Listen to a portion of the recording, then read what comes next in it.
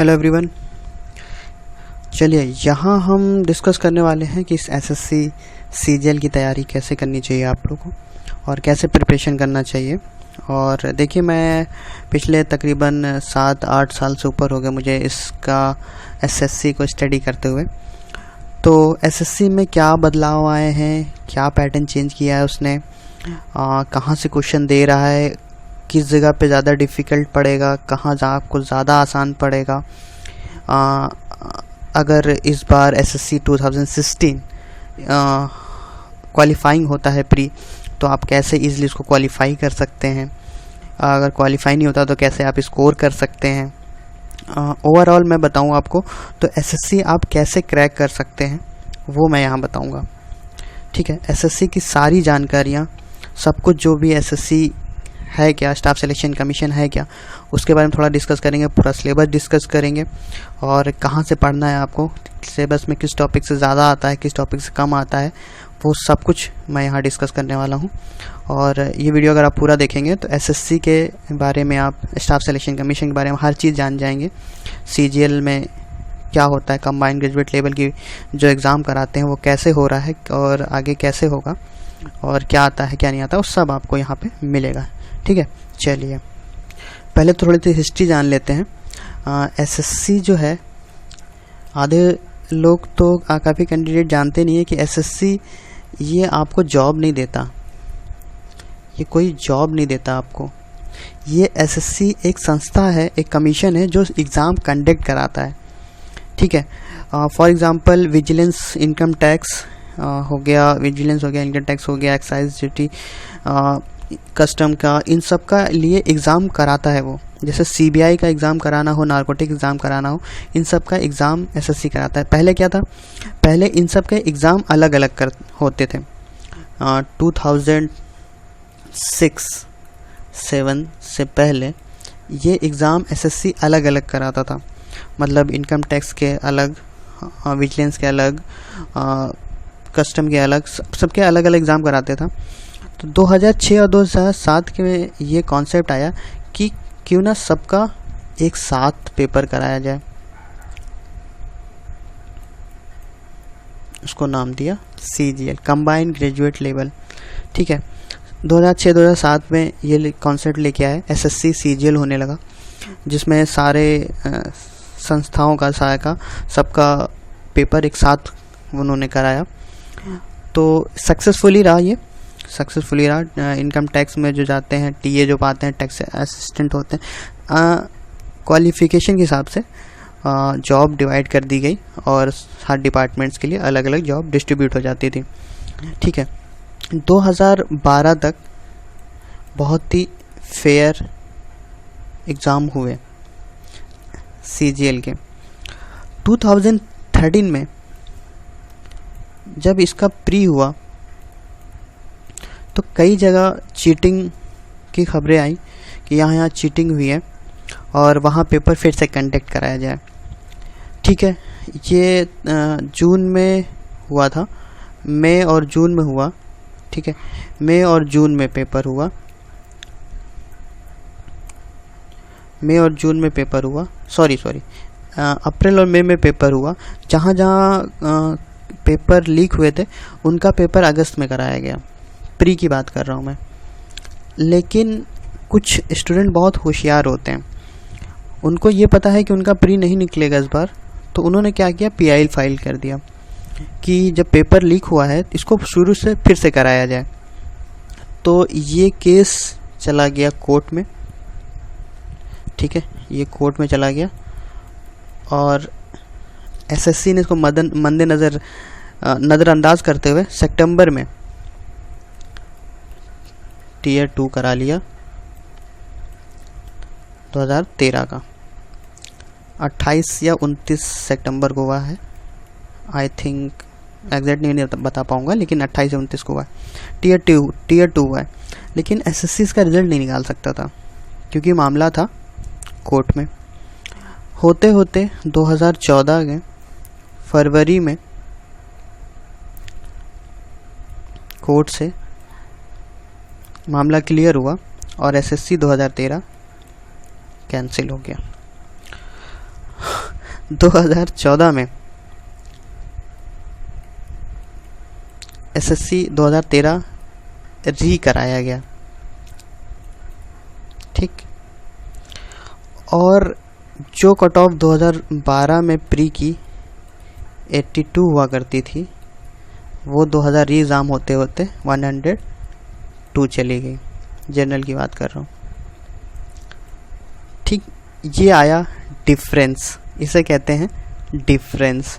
2013 में डिफरेंस आया, 2014 में और 15 में पेपर और टफ होते चले गए। चीटिंग्स अभी भी हो रही हैं, अभी भी खबरें आ रही हैं, चीटिंग कहीं कहीं हो रही हैं, ठीक है। सिंपल 2006 से चले थे, 2013 में ये जो सब कुछ रायता फैला और उसकी वजह से पेपर एग्ज़ाम हुआ, कट ऑफ कहीं ऊपर चलेगा। वो कट ऑफ अभी तक गिर नहीं पाई। 100 के आउट ऑफ जो 82 85 जाती थी, वो 100 के आसपास पहुंच गई है और वो कांस्टेंट बनी हुई है, ठीक है। चलिए अब हम देखते हैं हमें कैसे तैयारी करनी है। ये तो एसएससी का हिस्ट्री है, थोड़ी बहुत मैंने बता दी। तैयारी हमें कैसे करनी है वो हम यहाँ देखेंगे। चलिए पहले तो हम देख लेते हैं क्या क्या आता है। 4 पार्ट हो, 4 सेक्शन में डिवाइड करता है वो। और जनरल इंटेलिजेंस जिसे आप रीजनिंग कहते हैं, वो होता है 50 नंबर का, और 50 नंबर का जनरल अवेयरनेस होता है। क्वांटिटेटिव एप्टीट्यूड होता है, मैथ और इंग्लिश 50 नंबर। 50 नंबर की 4 पार्ट होते हैं और 2 घंटे का पेपर आपको मिलेगा। ये ऊपर ओवरऑल है, क्या टीयर 1 में क्या उनका ये सिस्टम है। ये है 4 पार्ट में, इसी ऑर्डर में मिलेगा आपको। पहला आपको रीजनिंग होगा, दूसरा जीके होगा, तीसरा मैथ होगा और चौथा इंग्लिश होता। जो क्वेश्चन पेपर आपको मिलेगा वो इसी सीरीज़ में होगा। पहला रीजनिंग, दूसरा जीके, तीसरा मैथ और चौथा इंग्लिश। इसी पार्ट में 50 क्वेश्चन 2 घंटे होते हैं, ठीक है। चलिए आगे बढ़ते हैं। देखिए जनरल इंटेलिजेंस रीजनिंग में क्या क्या है। इसमें एक्चुअली आप गेस नहीं कर सकते हो क्या आएगा। पहले तो इजी होगा, ठीक है। ये चीज़ जो होगी, ये सबसे बड़ा प्लस पॉइंट है, ये इजी होगा। इसमें आप आराम से 35 से 40 मार्क्स गेन कर सकते हो, ला सकते हो, ठीक है। और दूसरा क्या है, हर टॉपिक से वो कोशिश करता है कवर करे, ठीक है। हर टॉपिक से, जितना टॉपिक आपको दिख रहा है ना, हर टॉपिक से 2-2 एक-एक 2-2 क्वेश्चंस होते हैं। 2 क्वेश्चन इससे होंगे, 2 क्वेश्चन इससे होते हैं, 1 क्वेश्चन इससे होगा, इससे नंबर सीरीज से 2 क्वेश्चन 1-2 क्वेश्चन होंगे, वेन डायग्राम से 1-2 क्वेश्चन 1 क्वेश्चन होगा। एक क्वेश्चन 2-2 क्वेश्चन करके वो हर टॉपिक कवर करता है। ऐसा नहीं है कि किसी एक टॉपिक से कवर करता है, लेकिन वो मैक्सिमम कोशिश करता है वो हर टॉपिक को छुए और कवर करे। सिटिंग अरेंजमेंट नहीं आता था, लेकिन पिछले 2 सालों में सिटिंग अरेंजमेंट के क्वेश्चंस आने लगे हैं। वो वैसा बैंकिंग वाला नहीं होता है, लेकिन थोड़ा ईजी होगा। 1 या 2 क्वेश्चन होते हैं सिटिंग अरेंजमेंट, वो आने लगे, ठीक है। चलिए पिछले 5 सालों में कुछ ऐसा रहा है जो आपके सामने दिख रहा है। सीरीज से 5 से 7 क्वेश्चन, एनालॉजी से 5 से 6 क्वेश्चन, ऑड 1 से 6 क्वेश्चन, हर जगह से 1-1 2-2 क्वेश्चन होता ही होता है। मैथ बेस्ड से यहाँ से उन्होंने फोकस करना शुरू कर दिया है, इस टॉपिक से, मैथ बेस्ड क्वेश्चन से, ठीक है। कोडिंग डिकोडिंग से 2 क्वेश्चन से 3 क्वेश्चन होते हैं। मैट्रिक्स बेस्ड से 1 क्वेश्चन तो ये इंपॉर्टेंट ही रहता है, ठीक है। डायरेक्शन से 1 से 2 क्वेश्चन रहते ही रहते हैं। ये पिछले 5 ईयर का अगर आप एवरेज निकालेंगे एसएससी प्री का, तो वहाँ के ये आंकड़े हैं। ऐसा वो इस टॉपिकों से क्वेश्चन देता ही देता है। जो ध्यान देने वाली बात है वो ये है कि यहाँ से आपको 35 से 40 मार्क्स आराम से मिल जाएगा, ठीक है। और गौर करने वाली बात यह है कि कुछ क्वेश्चंस बहुत टफ होंगे। टफ इन सेंस 4 से 5 क्वेश्चन ऐसे होंगे जो आपसे नहीं निकलेंगे। वो क्वेश्चन इसलिए दिए गए हैं कि उसमें आप टाइम ख़राब कर सकें। आपको लगेगा कि ये क्वेश्चन तो मैं अभी सॉल्व कर दूंगा, लेकिन वो होता नहीं है, ठीक है। 35 से 40 क्वेश्चन आराम से आपके आ जाएंगे। आखिरी के 10 क्वेश्चन जो होंगे, 10 क्वेश्चन लास्ट के नहीं होंगे, बीच बीच में कहीं कहीं होंगे, वो इसलिए दिए जाते हैं कि आप उसमें उलझिए और अपना टाइम ख़राब करिए। एसएससी सिर्फ दिमाग का खेल है और कुछ नहीं, ठीक है। दिमाग के घोड़े दौड़ाइए, आपको कौन सा करना है कौन सा छोड़ना है। अगर आप उलझते हैं तुरंत छोड़िए, आगे बढ़ जाइए, उलझिएगा मत। अगर उलझ जाएंगे तो टाइम अपना आप बहुत ज़्यादा ख़राब कर लेंगे और कहीं ना वो आगे आपको लैग कर जाएगा, क्योंकि आगे मैथ्स आनी है और वो उसमें टाइम आपको बहुत ज़्यादा चाहिए, ठीक है। चलिए मतलब फाइनल वर्डिक्ट ये है कि इजी है, लेकिन कुछ क्वेश्चंस टफ होंगे, उसमें उलझना नहीं है, उनको देखिए, अगर नहीं निकलता है तो आगे बढ़ जाइए। ठीक है, सारे क्वेश्चन तक पहुंचिए। ठीक है, क्वांटिटेटिव एप्टीट्यूड मैथ, ये भी हर सेक्शन को कवर करता है। कोई कोशिश करते हैं हर जगह से वो क्वेश्चन उठाएं, लेकिन पिछले कुछ सालों में जो सिलेबस आपके सामने दिख रहा है वो फोकस यहाँ कर रहे हैं, यहाँ से एडवांस पे, एडवांस मैथ पे काफ़ी फोकस कर रहे हैं वो। ठीक है, अगर आप एडवांस मैथ तैयार करते हैं तो आपको 20 से 25 क्वेश्चन आराम से मिल जाएंगे। ठीक है, और आराम से आप कर लोगे। देखिए, पहला एक कुछ चीज़ गौर करने वाली है कि क्वालिफाइंग है, प्री 99.9% ये है कि क्वालिफाई है। तो क्वालिफाई करने के लिए आपको स्कोर करने की ज़रूरत नहीं है। देखा, स्कोर करना अलग चीज़ होता है, क्वालिफाई अपने आप को कर जाना वो अलग चीज़ होता है। तो मैथ में ये नहीं है कि आपको 40 नंबर लाने हैं, आपका टारगेट ये होना चाहिए कि किसी 2 सेक्शन से आप वेल गेन करें। ठीक है, बहुत अच्छा गेन करें। तो ये नहीं है कि आपको इसमें 40 रन, अगर आप 20-25-20 में अटेंड करते हो तो बहुत अच्छा, क्योंकि पहला जो गेन करने वाला मैंने बताया रीजनिंग है, वहाँ से आपको 40 मार्क्स चाहिए। बाकी और सेक्शन से आप 25-25 भी ले आते हो तो भी आपका काम बन जाएगा। ठीक है, तो पिछले 5-6 सालों में ये है, ये इग्नोर करने वाली चीज़ है, क्योंकि इस पे आपको इसमें सिंपल इंटरेस्ट, नंबर सिस्टम तो नीचे है, इसमें 2 क्वेश्चन आ जाते हैं। सिंपल इंटरेस्ट हो गया आपका, compound interest, simple interest, percentage, profit loss, work and time, pipe and crystal, ये सारे इसमें आते हैं। ये थोड़ा सा वास्ट हो जाएगा, थोड़ा सा बड़ा लेंदी हो जाएगा, लेकिन आप ये देखिए, ये कवर करने वाली चीज़ है। ट्रिग्नोमेट्री बहुत अच्छी आएगी, आपका अलजेब्रा बहुत अच्छा आएगा। पिछली बार जो पेपर आया था वो मिक्स आया था एक्चुअली, कुछ क्वेश्चन बहुत आसान थे, जैसे कुछ पेपर बहुत आसान थे, क्वेश्चंस बहुत इजी थे, अगर आप देखोगे तो ऐसा लगेगा कि मजाक हो रहा है, कुछ ऐसा। और कहीं पेपर बहुत टफ आया गया था। ठीक है, कुछ जैसे इवनिंग सेक्शन के अक्सर पेपर थे वो टफ आए थे, जो मॉर्निंग सेक्शन के पेपर थे, मैं लास्ट ईयर की बात कर रहा हूँ, वो काफ़ी ईजी आए थे एज़ कम्पेयर टू। ठीक है, तो अगर आप मैथ में अच्छा खासा गेन करना चाहते हो तो इस पर ध्यान दो। ये ट्रिग्नोमेट्री हो गया, अलजेब्रा हो गया, नंबर सिस्टम और ज्योमेट्री, डाटा इंटरप्रिटेशन से 4 से 8 क्वेश्चन आपको मिल ही जाएगा, ये मस्ट है। यहाँ इतने तो आपको मिलेगा ही मिलेगा। ज्योमेट्री से 5 से 10 क्वेश्चन मिलता है। ठीक है, अलजेब्रा से 10 क्वेश्चन, 7 क्वेश्चन मिनिमम होंगे, मैक्सिमम 10 हो सकते हैं। नंबर सिस्टम से 2 से 3 क्वेश्चन, ज़्यादा नहीं होते हैं। ट्रिग्नोमेट्री से 5 से 10 क्वेश्चन मिल ही जाते हैं। अर्थमेटिक ये है, इसमें क्या करना है कि इसमें आपको percentage, time and work, compound interest, इसमें बहुत ज़्यादा लेंदी हो जाता है, वास्ट हो जाता है, तो हर चीज़ पढ़ना ज़रूरी नहीं है। अगर आप यहाँ से 15 में से 7 से 10 क्वेश्चन भी कर लेते हो तो भी बहुत है। ठीक है, अगर आप क्विक टाइम में हो तो ये आपके लिए बेस्ट है। ट्रिग्नोमेट्री, अलजेब्रा और डाटा इंटरप्रिटेशन, यहाँ से 3 करोगे, आप 20 से 25 क्वेश्चन नंबर आप ला सकते हो आराम से। ठीक है, तो अगर आप हरी में हो, अगर जल्दबाजी में हो तो फिर ये आपके लिए बेस्ट है। ठीक है, ये ज़्यादा थोड़ा सा अगर इजी आना हो तो इजी आएगा, लेकिन कुछ क्वेश्चन टफ इसमें भी आ जाते हैं, कभी कभी पोर्शन टफ आ जाता है। देखिए, क्वेश्चन जो मैं स्टडी कर रहा हूँ कि 2 सेक्शन इजी आते हैं और 2 सेक्शन टफ आते हैं, तो 2 सेक्शन जो इजी होते हैं उन्हें आपको डिटेक्ट करना है। ठीक, कभी कभी मैथ बहुत इजी आ जाती है, कभी कभी मैथ बहुत टफ आ जाती है। ठीक है, तो ये आपके सामने है, इसमें आप ऐसा कर सकते। देखिए, मैथ करने का तरीका है, मैथ में आप कभी सॉल्व ना करिए। देखिए, 2 चीज़ होती हैं, या तो पीएचडी कर लीजिए या तो एग्ज़ाम निकाल लीजिए। पीएचडी करने में आपको पता सब होगा, लेकिन वहाँ पे आप क्लिक नहीं कर पाओगे जब तक आपको ट्रिक्स नहीं पता होंगी, शॉर्टकट्स नहीं पता होंगे, तब तक आप वहाँ क्लिक नहीं कर सकते हो। जो लड़के मैथ में 45 या 40 नंबर लाते हैं, उनको वो सिर्फ और सिर्फ उनको ट्रिक्स पता होती हैं, उन्हें सोल्यूशन कैसे करना है वो नहीं पता। वो ऑप्शंस खेलना जानते हैं, वो ट्रिक्स जानते हैं, वो क्वेश्चन देखते हैं, वो उनके अलग ही फंडे होते हैं। वो 2 सेकंड 3 सेकंड में कर लोगे, वही क्वेश्चन आप 2 से 3 मिनट में कर पाओगे। तो ये नहीं कि आपको पीएचडी करनी है, ट्रिग्नोमेट्री और सब अलजेब्रा, ज्योमेट्री के ट्रिक्स जानिए, कोशिश करिए जितना मिनिमम क्वेश्चन आप ट्रिक्स से सॉल्व कर सको, वो जाके वहाँ एडवांटेज करता है।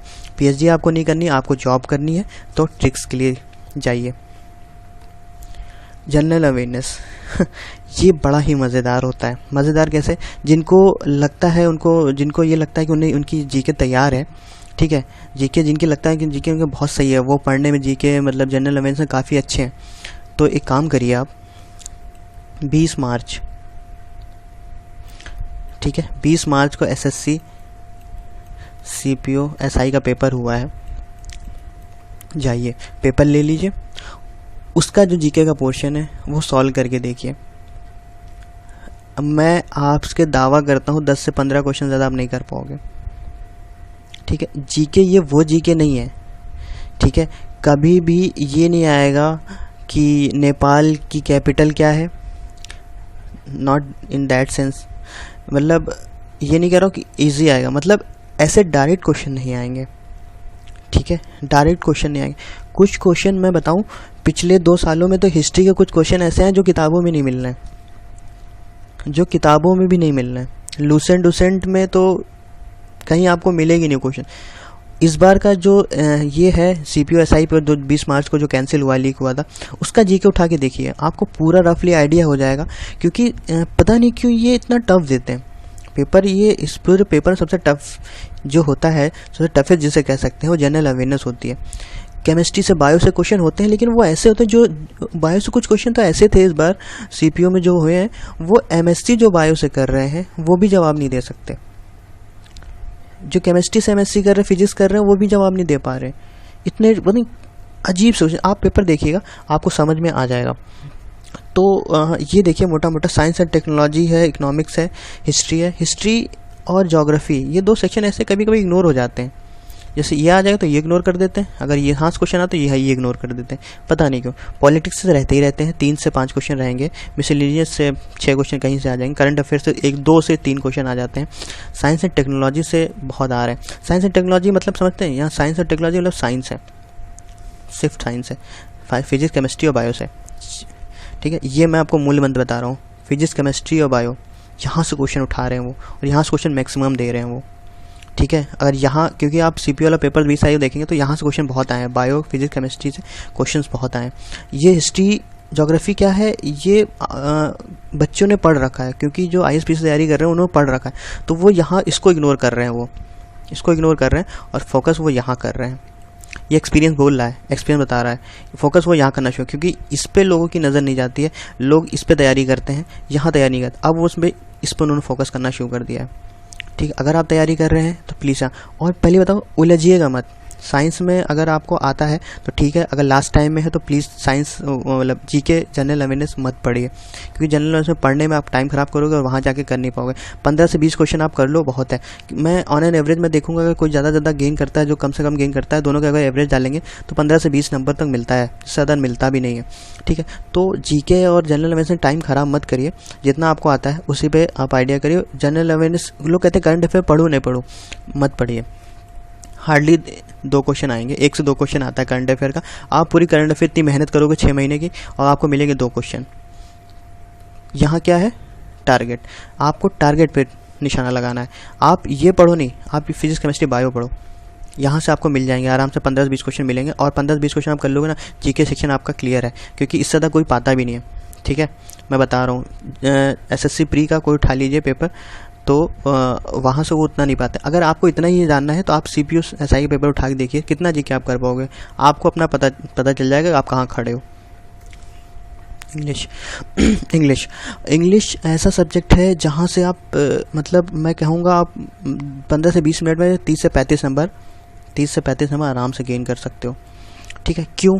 क्योंकि मैं आपको एक बहुत अच्छी बात बताता हूँ, वो जीके हार्ड बना सकते हैं, वो मैथ के क्वेश्चंस डिफ़िकल्ट बना सकते हैं, वो रीजनिंग डिफ़िकल्ट बना सकते हैं। इंग्लिश वो डिफ़िकल्ट नहीं बना सकते जी, इंग्लिश वो डिफ़िकल्ट नहीं बना सकते, क्योंकि इंग्लिश में इतना स्कोप नहीं है उसको डिफ़िकल्ट बनाने का।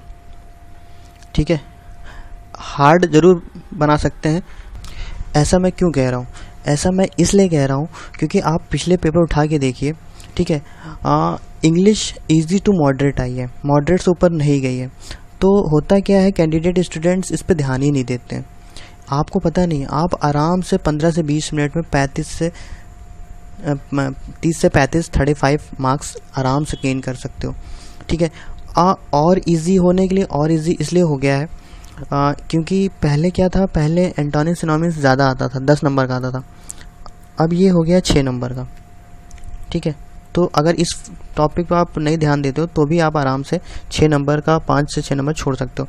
ऐड जो हुआ है एक्टिव पैसिव और डायरेक्ट इनडायरेक्ट, पिछले साल ये 2 ऐड हुए हैं, ये 5 से 10 मार्क्स के नए ऐड हुए हैं, ठीक है, ये 2 चीज़ें नई ऐड हुई हैं। उसके अलावा पैरा जंबल जो आता है सीक्वेंस वो ऐड हुआ है। पैरा जंबल आप पता है करते होंगे, पैरा जंबल ऐड हुआ है और ये भी 2 से 3 क्वेश्चन आएगा। तो 15 क्वेश्चन मान लीजिए बहुत इजी है। एक्टिव पैसिव बहुत इजी आता है, डायरेक्ट इनडायरेक्ट बहुत इजी आता है। इसे पिछले साल इंक्लूड किया गया है, पिछले साल से इंक्लूड किया गया है।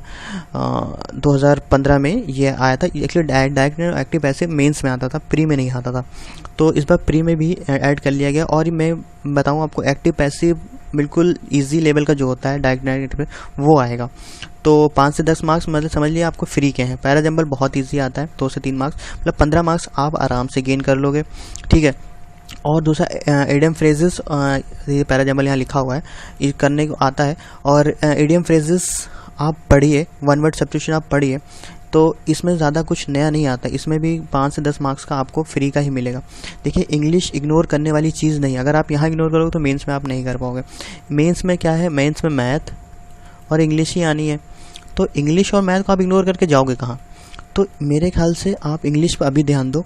एक MB पब्लिकेशन की आती है सॉल्व पेपर, वो आप ले आओ, ठीक है। सुबह एक पेपर और शाम को एक पेपर, 20 मिनट टाइम घड़ी को मद्देनजर रख के करिए आप इम्प्रूवमेंट आएगा आपके अंदर।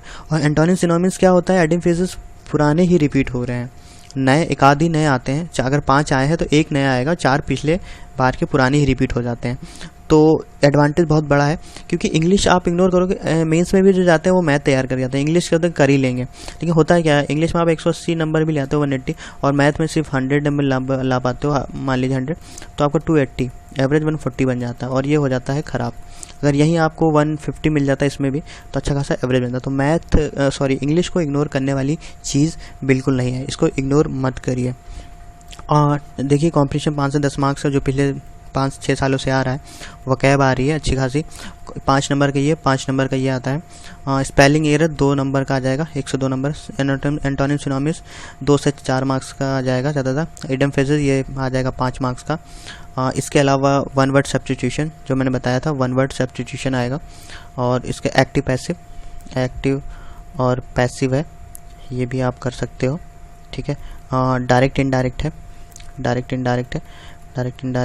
ठीक है। ये चीज़ें पहली बार इंक्लूड हुई है, पहली बार नहीं थी। पैरा जंबल और ये इंक्लूड हुआ है, प्री में नहीं आता था, ये मेंस में आता था। तो इंग्लिश को इग्नोर मत करिए, इंग्लिश में आप अगर अच्छा गेन करेंगे तो ही आप स्कोर अच्छा कर पाओगे। देखिए, 2-3 चीज़ें मैं बता दूं। पहला कि क्वालिफाइंग होगा, ठीक है। अगर प्री क्वालिफाइंग होगा तो आपको ज़्यादा मेहनत करने की ज़रूरत नहीं है, ठीक है। मैथ और इंग्लिश को कहीं भी इग्नोर मत करिए, क्योंकि मेंस में आपको जाके इन्हीं से उलझना है। तो मैथ और इंग्लिश को ध्यान दीजिए, जीके में ध्यान मत दीजिए। अगर आप अगले लास्ट मिनट में हो तो जीके मत ध्यान दीजिए, क्योंकि जीके कहाँ से आ रहा है उनको खुद नहीं पता, तो आप भी कन्फ्यूज़ हो जाओगे।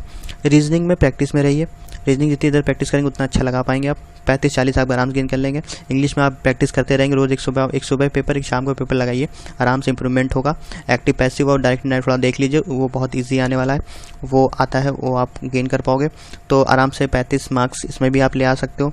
मैथ में 25 से 30 मार्क्स आराम से ले आ सकते हो, अगर आप अच्छे से ट्रिक्स सीखो। और ट्रिक्स सीखने मेरे चैनल को सब्सक्राइब कर सकते हैं, मैं आपको ट्रिक बताऊंगा। ये सारा सब कुछ है। इन सब को अगर ध्यान रख के आप एग्ज़ाम में जाएंगे तो ज़रूर अच्छा खासा गेन कर पाएंगे। चलिए, अगले वीडियो में फिर से मिलूंगा और फिर कुछ नई चीज़ें लेके आऊँगा आपके लिए।